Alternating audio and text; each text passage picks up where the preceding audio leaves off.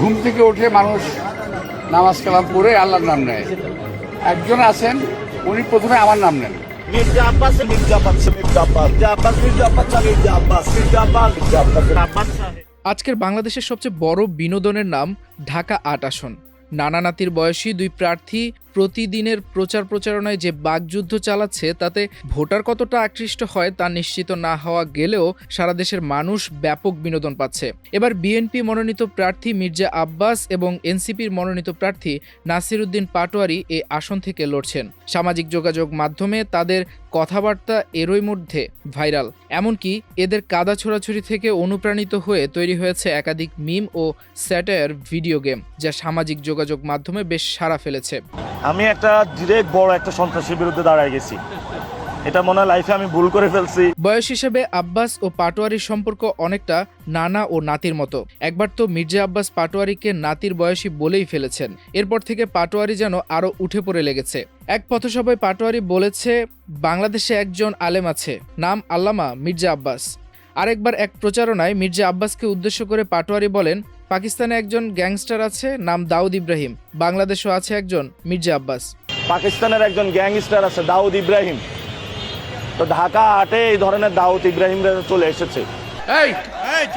কার কথা বলতেছ? নামটা পরিষ্কার বলো তো, কার কথা বলতেছ? এসবের প্রতিক্রিয়া আব্বাস খুব একটা না দেখালেও সম্প্রতি তিনিও বেশ সরব হয়েছে। পরে এসব মীমাংসার জন্য আব্বাস নাসির উদ্দিনকে বিরিয়ানির দাওয়াত দিয়েছিলেন। তার এই দাওয়াত নিয়েও নাসিরের আপত্তি।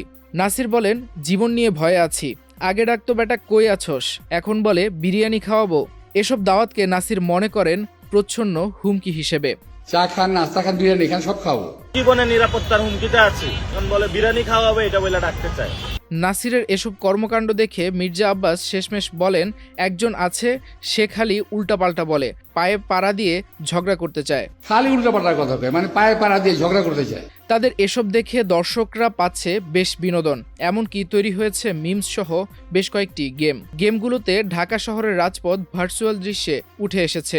তবে এগুলো সাধারণ কোনো রেসিং গেম নয়, বরং রাজনৈতিক আবহের সঙ্গে বিনোদনের মিশ্রণে তৈরি এন্ডলেস রানার গেমগুলোর মূল আকর্ষণ হলো রোমাঞ্চকর ধাওয়া পাল্টা ধাওয়ার মুহূর্ত। নাসির উদ্দিন পাটোয়ারিকে ধরার জন্য পেছন থেকে তাড়া করছে বর্ষিয়ান নেতা মির্জা আব্বাস। আরেকটি গেমে দেখা যায় মির্জা আব্বাস বসে আছেন, সেখানে মশার চরিত্রে পাটোয়ারি এসে মির্জা আব্বাসকে কামড়াচ্ছে। তার হাত থেকে বাঁচাতে পারলে পাওয়া যাবে পয়েন্ট। ব্যাকগ্রাউন্ড মিউজিক যেন আরও একটু বেশি ক্রিয়েটিভ।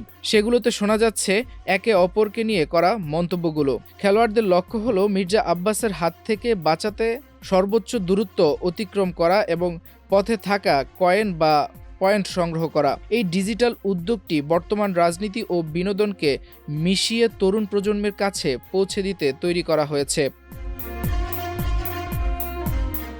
গেমগুলো প্রকাশের পর নেটিজেনদের মধ্যে মিশ্র প্রতিক্রিয়া দেখা গেছে। কেউ এটিকে নিছক বিনোদন হিসেবে গ্রহণ করেছেন, আবার কেউ মনে করছেন এটি বর্তমান রাজনৈতিক পরিস্থিতির মজার প্রতিফলন। তবে সব মিলিয়ে গেমটি বেশ উপভোগ্য এবং তরুণ গেমারদের মধ্যে ভিন্ন এক উন্মাদনা তৈরি করেছে।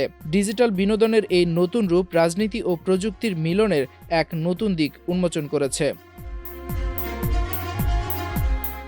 নাইমুল ইসলাম, আমার দেশ।